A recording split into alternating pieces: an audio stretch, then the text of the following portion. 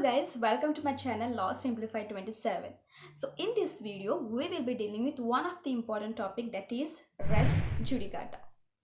Res judicata first took its place in CPC from the common law and then into the legal system. To understand the concept of res judicata, we have to first understand the meaning of res judicata. To understand the meaning of res judicata, we will break the term into the two separate words, that is res and judicata. So the meaning of res means a subject matter and the meaning of judicata means the matter has been decided. So the meaning of Latin term res judicata means the matter has already decided. In simple terms, the res judicata means the matter that has already been decided. So the term res judicata under the Civil Procedure Code is under the section 11 and section 10 talks about the res sub judice. According to section 11 of CPC, no court shall try any suit in which the matter directly and substantially in issue has been directly and substantially in issue in a formal suit between the same parties litigating under the same title and in the same court, then the suit will be struck down by the application of doctrine of res judicata. तो basically section level of CPC क्या कहता है कि अगर कोई भी issue जो कि पहले एक कोर्ट ने डिसाइड किया गया है और वही इशू अब फिर से उसी कोर्ट के सामने रेज कर रहे हैं बिटवीन द सेम पार्टीज और उसी कोर्ट के सामने, तो वही कोर्ट जो कि पहले ऑलरेडी उसने डिसीजन दे चुका है, वही कोर्ट अब वही मैटर को फिर से नहीं एंटरटेन करेगा.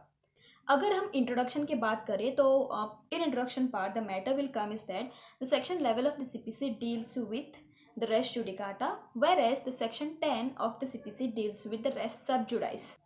After the introductory part, the next one will be the meaning of the res judicata that I have already explained to you all. There is one case law, that is the Satya Dayal Ghosh versus the Devorjim Devi. This case is of 1961. This case you can put into your introductory part. So in case of Satyadhan Ghosh versus the Devorjim Devi, this case is of 1960. In this case, the Justice Das Gupta explained that the principle of res judicata is based on the need of giving a finality to our judicial decisions. It was held that once the res is judicata, it shall not be adjourned again. After explaining the introductory part, then the meaning of the res judicata, then what does the section level of the CPC talks about, and then next comes the objective of the res judicata. Now what are its objective? The first objective, no man shall be vexed twice for the same cause. इसका meaning है कि किसी भी व्यक्ति को आप बार बार उसी cause of action के लिए परेशान नहीं कर सकते. The second objective is that it is in the interest of the state that there should be an end to a litigation.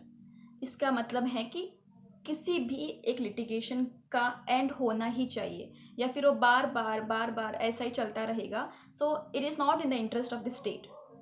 तो चलिए अब हम देखते हैं कि रेस जुडिकाटा के दो important case laws.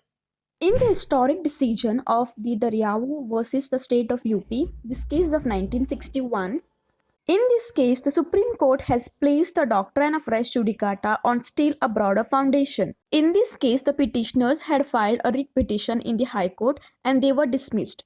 Thereafter, they filed a substantive petition in the Supreme Court for the same relief and on the same ground. The respondent contended that the prior decision of the High Court would operate as a res judicata. The Supreme Court upheld the contention and dismissed the petition. So, in case of Devilal Modi versus the sales tax officer, this case is of 1965. So, in this leading case, the ex challenged the validity of an order of assessment under Article 226. The petition was dismissed on a merit. The ex again filed another writ petition in the High Court against the same order of assessment. The High Court dismissed the petition. The Supreme Court held that the petition was barred by the principle of res judicata. So the next one is the conditions for applying a res judicata. So the first condition of the res judicata is that the issue that is directly or subsequently in issue in the former suit has to be directly or subsequently issue in the subsequent suit. So this is the first condition to apply the res judicata.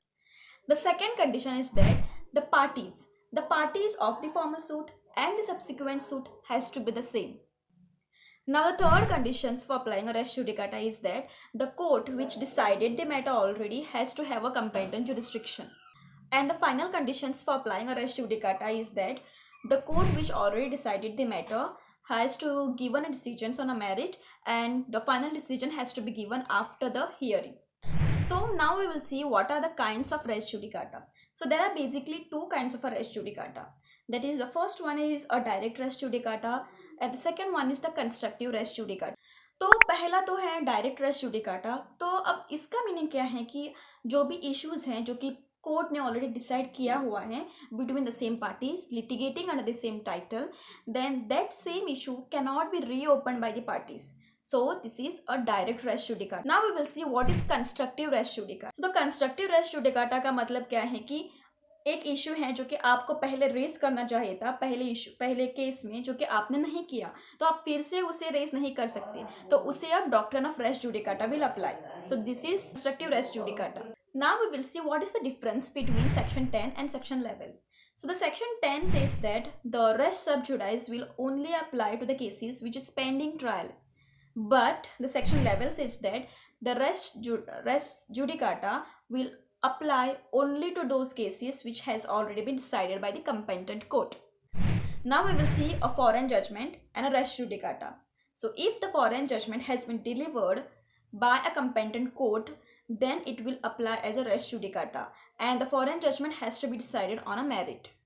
तो आपको race judicata का थोड़ा तो idea आया होगा, पर उससे अब एक्सेप्शंस भी हैं. सो अब हम देखेंगे कि what are the exceptions to the res judicata.